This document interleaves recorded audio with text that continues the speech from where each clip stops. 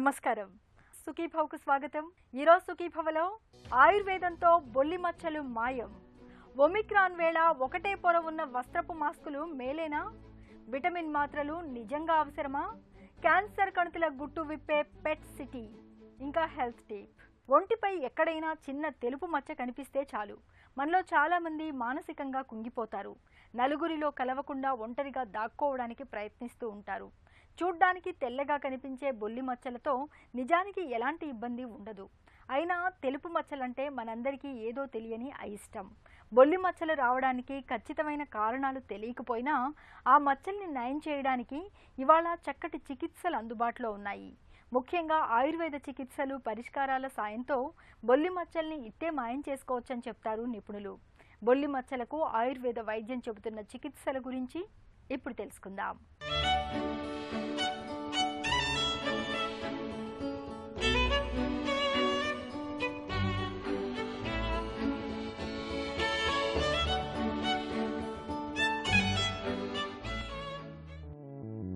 మేనిఛాయి తక్కువగా ఉన్నా పర్లేదు, పసిమి కాంతులతో మెరవకపోయినా పర్వాలేదు. చర్మంపై ఎక్కడా మచ్చలు ఏర్పడకూడదని, రాకూడదని కోరుకుంటారు మనలో ప్రతి ఒక్కరూ. అమ్మాయిల్లో ఈ ఆరాటం ఎక్కువగా కనిపిస్తుంటుంది. నిజమే, పుట్టుకతోటి వచ్చే పుట్టుమచ్చల విషయంలో మనం చేయడానికి ఏమీ లేదు. కానీ వయసు పైబడుతున్న కొద్దీ అప్పటి వరకు లేనివి చర్మంపై తెలుపు రంగులో కొన్ని రకాల మచ్చలు పుట్టుకొస్తుంటాయి. ఈ రకమైన మచ్చల్ని బొల్లి వ్యాధిగా పిలుస్తారు డాక్టర్లు. అంతులేని ఆత్మన్యూనతను, మరెంతో మానసిక వేదనను కలిగించే ఈ బొల్లి మచ్చల గురించి ఆయుర్వేదం ఏం చెబుతుందో ఇప్పుడు తెలుసుకుందాం. విటిలిగో అనే సమస్యని ఆయుర్వేదంలో బొల్లి వ్యాధి లేదా అంటే దీన్ని స్విత్రకుష్టం అని కూడా చెప్పారు. అంటే బొల్లి అనే దానికి ల్యూకోడర్మా కింద మేము ట్రీట్ చేస్తాము. అదే విటిలిగో అనే సమస్యని స్విత్రము అని చెప్పారు. అంటే దీనిని ఒక రకమైన కష్టసాధ్యమైనది, అసాధ్యమైన వ్యాధిగా కూడా చెప్పారు. అయితే ఇది విటిలిగోకి ల్యూకోడర్మాకి చాలా డిఫరెన్స్ ఉంది. ఏంటంటే మొత్తం ఒళ్ళంతా వచ్చినప్పుడు ల్యూకోడర్మా అంటారు, విటిలిగో అంటే ప్యాచెస్ అవి అక్కడక్కడ వచ్చేది, లేదంటే చర్మం అంతా కూడా వస్తూ ఉంటుంది. సో ఆ కండిషన్స్ బట్టి కూడా వాళ్ళని విటిలిగో కేసు అని, ల్యూకోడర్మా కేసు అని కూడా చెప్తూ ఉంటాము. అయితే దీని ఈ యొక్క స్విత్రకుష్టం ఏదైతే ఉందో దాన్ని బొల్లి అని కూడా అంటూ ఉంటారు. చర్మానికి రంగునిచ్చే కణాలు ఏవైతే ఉన్నాయో అవి చర్మం రంగు మనకి బ్రౌన్ కలర్ కానీ, డార్క్ బ్రౌన్ కలర్ కానీ, బ్లాక్ కలర్ కానీ, వాళ్ళ యొక్క సంఘపరంగా ఎటువంటి కలర్ ఉన్నారో ఆ కలర్ తగ్గిపోతున్నప్పుడు దానిని స్విత్రము అని చెప్పారు. అయితే తెల్లగా పాలిపోయినట్టు అవ్వడము, అలాగే వాళ్ళకి ఆ చర్మం మీద ఎర్రగా కూడా పొడలాగా రౌండ్ ఫామ్ అవడము, ఒక చిన్న స్పాట్ కింద ఫామ్ ఆ స్పాట్ పెరుక్కుంటూ పోవడము, మళ్ళీ ఆ స్పాట్ అంతా మళ్ళీ విరిగిపోయి ఇంకా పెద్ద స్పాట్ కింద అవడం, ఇవన్నీ కూడా ఈ యొక్క స్విత్రము అంటే ఈ విటిలిగోల లక్షణం అన్నమాట. అయితే ఈ యొక్క సమస్యకి ఏంటంటే చాలా రకాలైన కారణాలు ఉన్నాయి. ఈరోజు వచ్చే కెమికల్ పొల్యూషన్ అనుకోండి, లేదా అంటే ప్లాస్టిక్ యూజ్ అనుకోండి, లేదా అంటే ఫర్టిలైజర్స్ అనుకోండి, లేకపోతే స్ట్రెస్ వల్ల కూడా వస్తుందని కూడా ఒక విధానంలో చెప్పడం జరిగింది. కాబట్టి ఏది ఎలా ఉన్నా కానీ ఎవరికైతే ఇది కొంచెంగా స్టార్ట్ అవుతుందో 1 సంవత్సరం లోపు అయితే దీన్ని కొంచెం వరకు తగ్గించడానికి లేదంటే పూర్తిగా నయం చేయడానికి అవకాశం ఉంటుంది. మళ్ళీ ఆ వచ్చే రీజనింగ్ బట్టి కూడా ఉంటుంది. అలాగే ఇది సంవత్సరం దాటాక కష్టసాధ్యమో అసాధ్యమని చెప్పారు.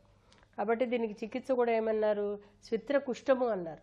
అంటే ఏంటి, చర్మం లోపల దాకా వెళుతూ ఉంటుంది కాబట్టి దీన్ని కుష్టి వ్యాధి కింద చెప్పారు. అంటే ఇది ఇబ్బందికరంగా కొంతమందికి మారచ్చు, ఎందుకంటే ఎండకి వెళ్ళినప్పుడు వాళ్ళకి ఎండ పడకపోవడం అనేది కూడా కొంతమందిలో ఉంటుంది. అయితే నల్ల కణాలు ఏంటంటే అవి ఎండ నుంచి తట్టుకోవడానికి మనకు సహాయపడుతుంటాయి. కాబట్టి అవి తగ్గిపోయినప్పుడు వీళ్ళకి మంట పొట్టి బొబ్బలు రావడం, ఈవెన్ కళ్ళకు కూడా ఎఫెక్ట్ అవ్వడం లాంటిది కూడా జరుగుతూ ఉంటుంది. ఎందుకంటే ఈ శరీరం అంతా కూడా వ్యాపించడానికి అవకాశం ఉంటుంది.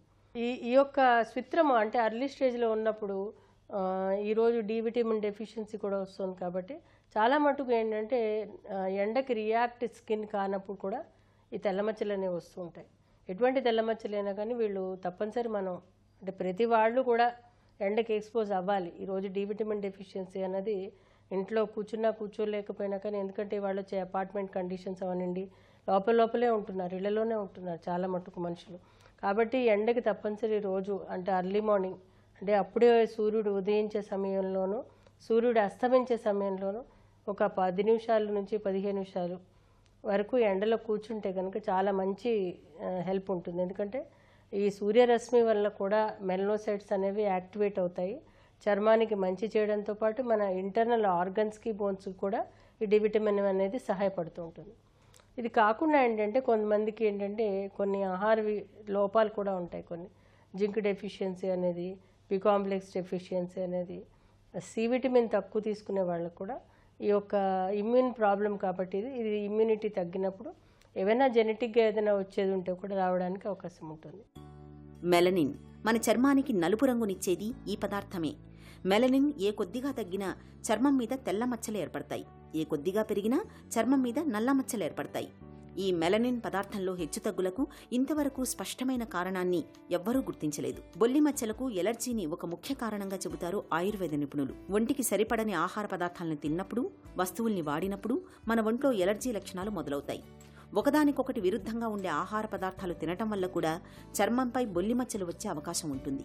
ఉదాహరణకు పెరుగు లేదా మజ్జిగ అన్నం తిన్నాక టీ తాగడం, సాంబార్ ఇడ్లీ తిన్న తర్వాత కాఫీ టీలు తాగడం లాంటి చిన్న చిన్న కారణాలు కూడా శరీరంలో ఎలర్జీ పెరిగి బొల్లి మచ్చలు రావచ్చని ఆయుర్వేదం చెబుతుంది. చిట్కాల విషయానికి వచ్చేసరికి ఆయుర్వేదంలో చాలా రకాలైన చిట్కాలు చెప్పారు. అందులో ఏంటంటే ఈ వేప అనేది మనకి చుట్టుపక్కల దొరుకుతుంది. ఒకసారి ఏంటంటే కడుపులో నట్టలు అలాంటివి పెరిగినప్పుడు కూడా ఈ యొక్క స్కిన్ చేంజెస్ వస్తూ ఉంటాయి, తెల్ల మచ్చలు అనేది వస్తూ ఉంటాయి. మనకి ఏ కారణం చేత వస్తున్నాయి ఫస్ట్ మనం దాన్ని ఓవర్ రూల్ చేయాలి. కాబట్టి వేప ఆకుల్ని ఒక పేస్ట్ లాగా చేసి దాంట్లో కానుగ నూనె కలిపి దాన్ని బయట అప్లై చేసి ఒక 10 నిమిషాలు ఎండలో నుంచి ఉంటే కూడా మంచిగా ఉంటుంది. ఇది కాకుండా ఏంటంటే బావంచాలు మనకు దొరుకుతూ ఉంటాయి బయట. ఆ భవంచాలని తీసుకొచ్చి గోమూత్రం, మనకి ఇవాళ రేపు అందరూ గోమూత్రాన్ని కొనుక్కుంటున్నారు, అదే గోమూత్రాన్ని తీసుకొచ్చి భావంచాలు ఒక అర చెంచాడు గోమూత్రంలో నానబెట్టేసి మళ్ళీ ఇంకొక అలాగ మార్చి 6 నుంచి 7 సార్లు ఆ నానిన ఏవైతే భావంచాలు ఉన్నాయో వాటిని గ్రైండ్ చేసి ఆ గ్రైండ్ చేసిన పేస్ట్ని ఎక్స్టర్నల్గా అప్లై చేస్తే కనుక చాలా మంచి గుణం ఉంటుంది. శాస్త్రంలో చెప్పింది కాబట్టి ఎవరైనా చేసుకోవచ్చు. ముఖ్యంగా కొంతమంది ఈ యొక్క డాక్టర్ దగ్గరికి వెళ్ళడానికి సందేహిస్తూ ఉంటారు, డాక్టర్స్ చూపించుకోవడానికి సందేహిస్తూ ఉంటారు, లేదా వాళ్ళకి ఎకనామికల్ ప్రాబ్లమ్స్ కూడా ఉంటాయి. ఇది చాలా ఖరీదైన చికిత్స అనేసి భయపడుతూ ఉంటారు. అలాంటి వాళ్ళు అంటే అర్లీ స్టేజ్లో ఉన్నప్పుడు మటుకు దీన్ని వాడుకోవచ్చు మీరు. ఇంకా చికిత్సా విషయానికి వచ్చేసరికి ఆయుర్వేదంలో చాలా రకాలైన ఔషధాలు చెప్పారు. అందులో స్విత్రారి రస్ అని, అలాగే శిలాజిత్తు, అలాగే పంచతిక్త కుక్కులు అనేది, అలాగే త్రికటికాది చూర్ణం అనేది, అంటే డిఫరెంట్ యాంగిల్స్లో ఇస్తూ ఉంటాము ఆ సందర్భాన్ని బట్టి. అలాగే కొన్ని రకాలైన మిరియాలు లాంటివి, తెల్ల మిరియాలు లాంటివి, అలాగే మన కలోంజీ అని దొరుకుతుంది. కలోంజీ సంబంధమైన కొన్ని ఔషధాలు మార్కెట్లో దొరుకుతుంటాయి. ఇలా కాకుండా ఏంటంటే భావంచాలతో చేసిన కొన్ని ట్యాబ్లెట్స్ లాంటివి, సిరప్స్ లాంటివి కూడా దొరుకుతుంటాయి. అవి వాడడం ద్వారా ఇవన్నీ కూడా ఏంటంటే ఇది ఒక దీర్ఘకాలికమైన వ్యాధి కాబట్టి అది కూడా ఈ వ్యాధి ఉందా లేదా, అసలు అది వ్యాధి కాదా అవునా అన్నది కూడా ఒక డాక్టర్ చూపించడం వల్ల మనకి తగ్గించుకోవడానికి, అలాగే ఒకవేళ ఏదైనా డెఫిషియన్సీ ప్రాబ్లం ఉంటే అది ఒక 1 మంత్ 2 మంత్స్లో కూడా తగ్గిపోవడానికి అవకాశం ఉంటుంది. అయితే ఏది ఎలా ఉన్నా కానీ ఇది అర్లీ స్టేజ్లో కనుక ట్రీట్మెంట్ తీసుకుంటే కనుక చాలా మంచి గుణం ఉంటుంది. బొల్లి మచ్చల్ని మాయం చేయడానికి ఆయుర్వేదం బావంచాలు పేరుతో దొరికే గింజల్ని ఒక చక్కటి పరిష్కారంగా చెబుతుంది. అలాగే సోమరాజి తైలం, చంద్రప్రభ వంటి ఔషధాలు కూడా తెల్ల మచ్చల్ని బాగా తగ్గిస్తాయి. ఎర్రచందనం చెక్కని మెత్తగా దంచి కషాయం కాచి నీరంతా మరిగించగా మిగిలిన సారాన్ని బొల్లి మచ్చలపైన రాస్తే మచ్చలు త్వరగా తగ్గుతాయి. దిరిసిన చెట్టు చెక్క, పత్తిపూలు మెత్తగా నూరిన గుజ్జును తరచూ బొల్లి మచ్చలకి పట్టిస్తుంటే మచ్చలు త్వరగా మాయమైపోతాయి. ఈ ఔషధాలతో పాటు ఆహారంలో పులుపును తగ్గించడం, తేలికగా అరిగే ఆహారాలను తీసుకోవడం, విరుద్ధమైన ఆహారాలను మానుకోవడం వంటి జాగ్రత్తలు తీసుకోవాలి. హెల్త్ న్యూస్ మీకోసం. ప్రపంచవ్యాప్తంగా కరోనా కొత్త వేరియంట్ ఒమిక్రాన్ వేగంగా వ్యాపిస్తోంది. దాని వేగానికి అడ్డుకట్ట వేయాలంటే మనమంతా కోవిడ్ నియమాలు పాటించాల్సిందే. అందులోనూ మాస్క్ మరింత కీలకం. మనమంతా మాస్కులు ధరిస్తున్నప్పటికీ ఏ తరహా మాస్కుల వాడకం ముఖ్యమో మరోసారి నిపుణులు సూచిస్తున్నారు. వేగంగా ప్రబలే లక్షణం ఉన్న ఒమిక్రాన్ విషయంలో ఒక్కటే పొర ఉన్న మాస్కులు వాడకపోవడమే మేలని నిపుణులు సిఫార్సు చేస్తున్నారు. కరోనా ప్రారంభ దశలో వైద్య సిబ్బందిని N95 మాస్కుల కొరత వేధించేది. దాంతో సాధారణ ప్రజలు వస్త్రపు మాస్కులు వాడేలా ప్రభుత్వాలు ప్రోత్సహించాయి. అయితే ఒమిక్రాన్ కలవరం నేపథ్యంలో ప్రజలు N95, K95 మాస్కులు వాడటం మేలని నిపుణులు సూచిస్తున్నారు. ప్రస్తుతం వాటికి కొరత కూడా లేదు. మరోపక్క వస్త్రపు మాస్కుల విషయంలో అలంకరణే ప్రాధాన్యంగా కనిపించడం శాస్త్రవేత్తల్ని ఆందోళనకు గురి చేస్తోంది. ఒమిక్రాన్ సమయంలో వాటికి చోటు లేదు. వైరస్ నుంచి రక్షణ పొందేందుకు కనీసం 3 పొరలతో కూడిన సర్జికల్ మాస్కుల్ని వాడటం మంచిదని చెప్తున్నారు. దానిపైన వస్త్రపు మాస్కును వాడొచ్చు. కేవలం వస్త్రపు మాస్క్ వాడటం మంచిది కాదని పరిశోధకులు పేర్కొంటున్నారు. వస్త్రంతో తయారైన మాస్కులు మంచివి కావచ్చు లేదా భయంకరమైనవి కావచ్చు. 2-3 పొరలతో ఉండే వస్త్రపు మాస్కులు ప్రభావవంతంగా పనిచేస్తాయి. కానీ వాటి తయారీలో ఫ్యాషన్కే ఎక్కువ ప్రాధాన్యం ఉంది. వస్త్రపు మాస్కుల్ని చాలామంది అలంకరణ వస్తువుగా చూస్తున్నారు. వస్త్రపు మాస్కులతో ఉన్న ప్రధాన సమస్య ఏంటంటే వాడే వస్త్రం విషయంలో ఎలాంటి ప్రమాణాలు పాటించాల్సిన అవసరం లేదు. అదే N95 మాస్కుల తయారీదారులు మాత్రం తమ మాస్కులు 95 కణాలను వడబోస్తాయని నిర్ధారించుకోవాల్సి ఉంటుంది. మాస్కుల పనితీరు ఎంత గొప్పగా ఉన్నా ముక్కును, నోటిని వాటితో సరిగా మూయకపోతే అంతా నిష్ప్రయోజనమేనని పరిశోధకులు పేర్కొంటున్నారు. ఇవాళ మనలో చాలామంది విటమిన్ మాత్రల్ని ఎడాపెడా వాడేస్తున్నారు. కరోనా కాలం మొదలయ్యాక సప్లిమెంట్ల వాడకం మరీ ఎక్కువైంది. విటమిన్ ఏ మొదలుకుని జింక్ వరకు ఎన్నెన్నో మాత్రల్ని మింగుతున్నాం. పిల్లల దగ్గర నుంచి పెద్దల వరకు ఎంతోమంది పోషక మాత్రల్ని వాడుతున్నారు. ఇవి చాలవన్నట్లు ప్రోబయాటిక్స్, మూలికా ఔషధాలు, చేప నూనె వంటి వాటిని వాడేస్తున్నారు. నిజానికి ఇలాంటి పోషక మాత్రలు మనకు అవసరమా? విటమిన్ సప్లిమెంట్లు నిజంగానే మనకు మేలే చేస్తాయా? వీటితో పొంచి ఉండే అనర్థాల మాటేమిటి? విటమిన్ మాత్రలు, వాటి మంచి చెడు గురించి ఇప్పుడు తెలుసుకుందాం.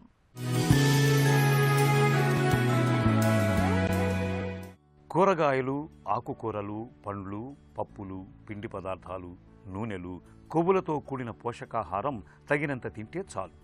వీటితోనే మన శరీరానికి అవసరమైన పోషకాలు లభిస్తాయి. అయితే కొందరికి అదనంగా పోషకాల మాత్రలు అవసరమవుతాయి.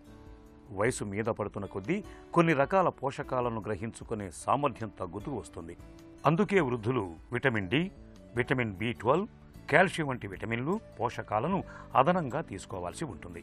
కొన్ని రకాల పదార్థాలు తినని వారికి ఇవి అవసరం. విటమిన్ B12 మాంసాహారంతోనే లభిస్తుంది. కాబట్టి శాకాహారులకు దీని లోపం తలెత్తకుండా మాత్రలు, సిరపులు సూచిస్తూ ఉంటారు. గర్భిణులకు, గర్భధారణకు ప్రయత్నిస్తున్న వారికి ఫోలిక్ యాసిడ్ అవసరం. ఇది పుట్టబోయే పిల్లల్లో నాడీ లోపాల సమస్యల నివారణకు తోడ్పడుతుంది. శిశువులకు తల్లిపాలతోనే తగినంత విటమిన్ డి లభించదు. అందువల్ల అదనంగా ఇవ్వాల్సి ఉంటుంది. గుండె జబ్బు, మధుమేహం, క్యాన్సర్, HIV, ఎయిడ్స్, కొన్ని స్వీయ రోగ నిరోధక సమస్యల వంటి జబ్బులతో బాధపడే వారికి అదనంగా పోషకాలు అవసరమవుతాయి. ఎవరికి ఎలాంటి పోషకాలు ఎంత మోతాదులో కావాలనేది ఊహించటం కష్టం. దుకాణంలో దొరుకుతున్నాయని ఎవరికి వారు కొనుక్కొని వేసుకోవటం తగదు. డాక్టర్ను సంప్రదించి అవసరమైన పోషకాలను తగు మోతాదులో తీసుకోవటం మంచిది. విటమిన్ మాత్రలు వేసుకునేవారు ఏదైనా చికిత్స కోసం డాక్టర్ దగ్గరికి వెళ్ళినప్పుడు ముందే చెప్పాలి. ఎందుకంటే కొన్ని మాత్రలు ఆయా మందుల తీరును ప్రభావితం చేయొచ్చు.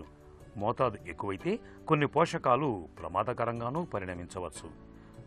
మూలికా ఔషధాల విషయంలో మరింత జాగ్రత్తగా ఉండాలి. విటమిన్ మాత్రలతో రోగ నిరోధక శక్తి పెరుగుతుందన్నది చాలామంది నమ్మకం. ఇది పూర్తిగా నిజం కాదు.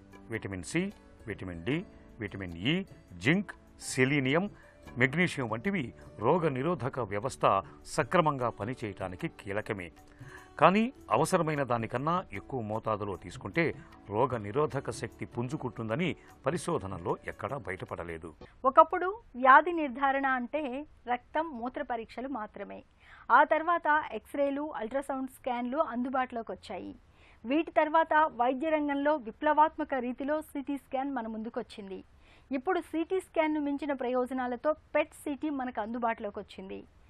పాజిట్రాన్ ఎమిషన్ టోమోగ్రఫీకి సంక్షిప్త రూపమైన పెట్ సిటీతో క్యాన్సర్ కణితులు గుట్టుముట్లను సమూలంగా తెలుసుకోవచ్చు. క్యాన్సర్ కణితుల నిర్ధారణ చికిత్సల్లోనే కాదు, శరీరంలో ఇతర జబ్బుల ఆనుపానులను తెలుసుకునేందుకు సైతం పెట్ సిటీ ఎంతగానో ఉపయోగపడుతుంది. కణితుల గుట్టు విప్పే పెట్ సిటీ గురించిన పూర్తి వివరాల్ని డాక్టర్ని అడిగి ఇప్పుడు తెలుసుకుందాం.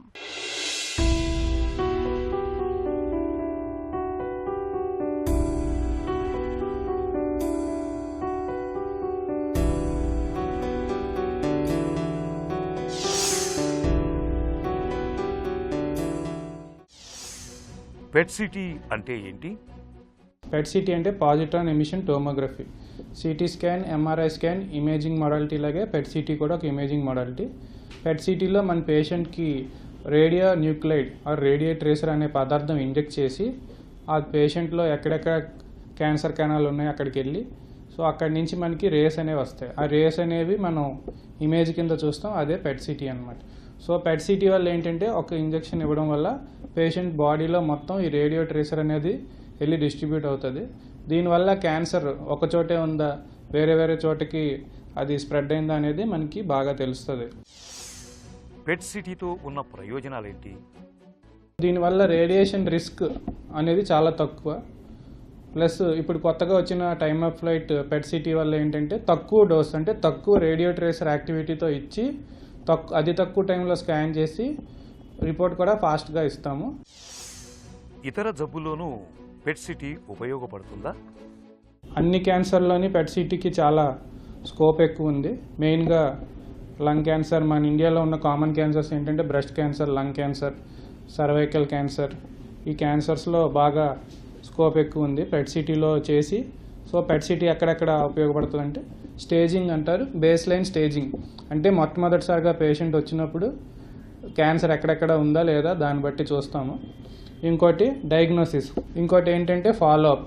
ఇవన్నీ ట్రీట్మెంట్ అయ్యాక ప్రతిసారి పేషెంట్ వచ్చినప్పుడు ఫాలోఅప్ స్కాన్ కూడా ఉపయోగపడుతుంది. Treatment planning, radiotherapy treatment planning. Radiation ఇచ్చి చాలా క్యాన్సర్స్కి మనం రేడియోథెరపీ ట్రీట్మెంట్ చేస్తాం, దాంట్లో కూడా పెట్ సిటీ ఉపయోగపడుతుంది. సో పెట్ సిటీ ఉన్న చోట రేడియోథెరపీ ప్లానింగ్ ఇచ్చి మిగతా నార్మల్ టిష్యూ, సాధారణ టిష్యూని అది డ్యామేజ్ చేయకుండా రేడియోథెరపీ, పెట్ సిటీ ప్లానింగ్ చాలా ఉపయోగపడుతుంది. క్యాన్సర్ల నిర్ధారణ, చికిత్సల్లో పెట్ సిటీ ఎలా ఉపయోగపడుతుంది? ప్రోగ్నోస్టికేషన్ అంటే పెట్ సిటీ, ఎఫ్డీజీ పెట్ సిటీ అనే ద్వారా మన ట్యూమర్ ఎంత అడ్వాన్స్ స్టేజ్లో ఉంది దాని గురించి కూడా తెలుస్తుంది. ఇది క్యాన్సర్లో మెయిన్గా ఉన్న ఇండికేషన్స్ అంటారు వీటిని. సో నాన్ క్యాన్సర్ వచ్చేసరికి మెదడులో అంటే న్యూరోలో, బ్రెయిన్లో ఎక్కడైనా ఉందా లేదా, బ్రెయిన్లో డిమెన్షియా అంటే మతిమరుపు వచ్చిన పేషెంట్స్కి ఈ మధ్యనే వినుంటారు, ఆల్జీమర్స్, పార్కిన్సోనిజం లాంటి డిసీజెస్లో పెట్ సిటీ చాలా ఉపయోగం ఉంటుంది. సీజర్స్ అనేది అందరూ చూస్తూ ఉంటారు, ఫిట్స్ అని సీజర్స్ అని వస్తుంటాయి. సో దాన్ని బట్టి పెట్ సిటీ చేసి ఎక్కడ సీజర్ వస్తుంది దాన్ని బట్టి దాన్ని సర్జరీ కూడా చేయొచ్చు. ఒకసారి సీజర్ ఒక 10 చోట్ల బ్రెయిన్ నుంచి స్ప్రెడ్ అయ్యి సీజర్ రావచ్చు అనేది, ఫిట్స్ అనేది రావచ్చు. సో 10 ఉన్న లీజన్స్ అనేది ప్రాబ్లమాటిక్ అవ్వచ్చు, అవ్వకపోవచ్చు. సో అందులో మోస్ట్ ఇంపార్టెంట్ అంటే అతి ముఖ్యమైనది ఏది ఫిట్స్ని కాజ్ చేస్తుంది అది కూడా పెట్ సిటీ ద్వారా మనం తెలుసుకోవచ్చు.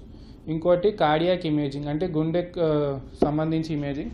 ఇందులో కొరనరీ ఆర్టరీ డిసీజ్ అంటే హార్ట్కి సప్లై చేసే రక్తనాళాల్లో ఏమైనా బ్లాకేజ్ వచ్చి దానివల్ల హార్ట్ దెబ్బతిని మీరు అందరూ ఏమంటారు స్టెంట్ వేయడం, బైపాస్ సర్జరీ చేయడం. సో దానికప్పుడు ఈ స్టెంట్ వేస్తే, ఈ బైపాస్ సర్జరీ చేస్తే నిజంగా పేషెంట్ కోలుకుంటాడా, దీనివల్ల ఏం ఉపయోగం ఉందా, అది చేసే ముందు బైపాస్ సర్జరీ స్టెంట్ వేసే ముందు మనం చూసుకొని ఆ పెట్ సిటీ చేసి మయోకార్డియల్ వయబిలిటీ అనేది చేస్తామన్నమాట. పెట్ సిటీ చేసే విధానం ఎలా ఉంటుంది? మామూలుగా మిగతా క్యాన్సర్స్లో మనం వాడే పదార్థం పేరు ఎఫ్డీజీ. ఎఫ్డీజీ ఫుల్ ఫామ్ ఏంటంటే ఫ్లూరో డియాక్సీ గ్లూకోజ్. మామూలుగా బాడీలో ఎలాగ గ్లైకాలిటిక్ మెటబాలిజం అవుతుందో, సో షుగర్ మెటబాలిజం ఎలా అవుతుందో, మనం తినే షుగర్ అంటే పంచదార తినేది ఎలాగెళ్తుందో బాడీలోకి, అలాగే ఎఫ్డీజీ కూడా వెళ్ళి, సో క్యాన్సర్ కణాల్లో ఏంటంటే ఈ షుగర్ మెటబాలిజం అనేది ఎక్కువ అయిపోతుంది. సో ఎఫ్డీజీ అనేది ఇస్తే ఆ షుగర్ మెటబాలిజం వెళ్ళే పాత్వేలోనే ఇది కూడా వెళ్ళి సో క్యాన్సర్ కణాలు ఇవన్నీ చూడొచ్చు అన్నమాట. సో ఎఫ్డీజీ, గాలియం-68 డాటా నాక్ అనేది ఒకటి, గాలియం-68 పిఎస్ఎంఏ అనేది ఒకటి. ఈ 3 ట్రేసర్లు ఇక్కడ బాగా ఎక్కువగా వాడతాం. మిగతా ట్రేసర్లు కూడా మేము చాలా చేసాము కానీ అవి రేర్గా ఉంటాయి. పెట్ సిటీలో కొత్తగా వచ్చిన టైమ్ ఆఫ్ ఫ్లైట్ గురించి వివరిస్తారా? దీనివల్ల ఏంటంటే మనకి మెయిన్గా అతి తక్కువ టైంలో స్కాన్ అవ్వడం, తక్కువ రేడియో ట్రేసర్ అవ్వడం. సో దీనివల్ల రేడియేషన్ బర్డన్ అనేది తక్కువ అవుతుంది. బాగా ఊబకాయం ఉన్న, లావుగా ఉన్న పేషెంట్లో ఒక్కొక్కసారి స్కాన్ చేస్తే సరిగ్గా రాదు. సో దానివల్ల ఏంటంటే స్కాన్ సరిగ్గా రాకపోతే ట్రీట్మెంట్ సరిగ్గా అవ్వదు. సో అలాంటి పేషెంట్లు కూడా ఈ time of flight PET CT ద్వారా మంచి స్కాన్ క్వాలిటీ అనేది ఉండడం. చిన్నపిల్లల్లో కూడా చాలా తక్కువ డోస్. చిన్నపిల్లలు ఏంటంటే చిన్నప్పుడే క్యాన్సర్ వస్తే చాలా స్కాన్లు, చాలా ఇన్వెస్టిగేషన్లు చిన్నప్పటి నుంచి ఎక్కువ సంవత్సరాలు వస్తూ ఉంటాయి. సో దానివల్ల ఏంటంటే ఈ రేడియేషన్ అనేది మనం సిటీ ద్వారా చేయడం వల్ల ఏంటంటే సెకండ్ క్యాన్సర్ అంటే రేడియేషన్ ఇండ్యూస్డ్ క్యాన్సర్ అనేది రావచ్చు. సో ఈ time of flight PET CT వల్ల ఏంటంటే ఆ రేడియేషన్ డోస్ తగ్గించడం వల్ల ఈ సెకండ్ రేడియేషన్ క్యాన్సర్స్ అనే వచ్చే ఛాన్సెస్ కూడా చాలా తగ్గుతాయి అన్నమాట.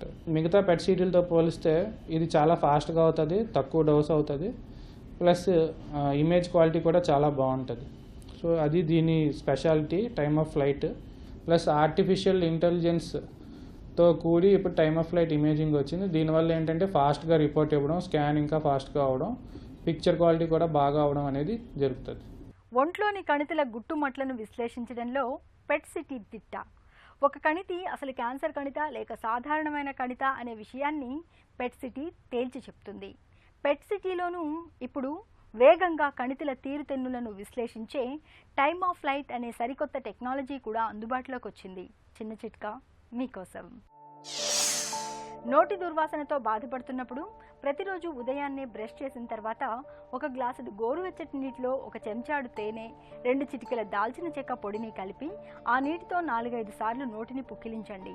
నోటి దుర్వాసన తగ్గి రోజంతా శ్వాస తాజాగా ఉంటుంది. సుఖీభవ కార్యక్రమానికి సంబంధించిన మీ విలువైన సూచనలు, సలహాలను వెంటనే మాకు రాయండి. మా చిరునామా Sukhibhava, ETV, Ramoji film city, Hyderabad 501512 లేదా sukhibhava@etv.co.in కు ఈమెయిల్ చేయండి.